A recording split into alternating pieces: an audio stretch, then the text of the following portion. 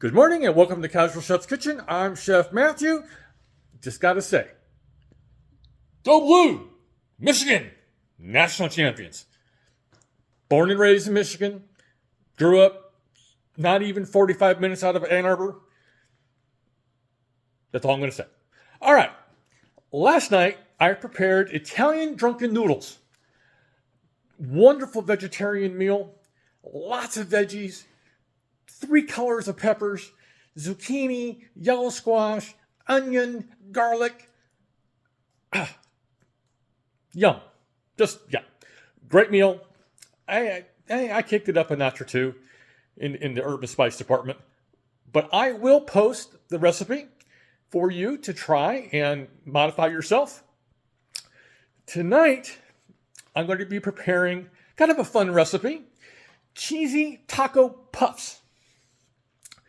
The actual recipe calls to create your own dough, and you know me and baking. It ain't happening.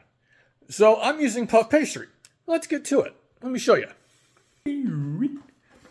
Okay, I got some hardware. Again, this is a simple meal.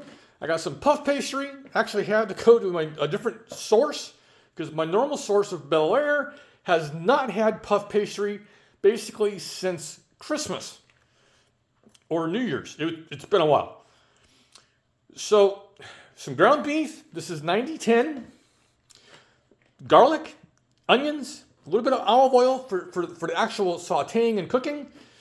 Kosher salt, black pepper, cheese in the filling, an egg for some wash, so basically an egg wash on the puff pastry, some paprika, some Gran Pasilla chili powder, some ground oregano, and some cumin.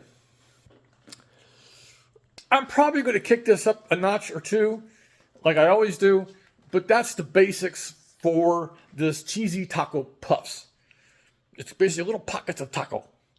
Yum. With cheese in it. Should be fun. Not a lot of work for me.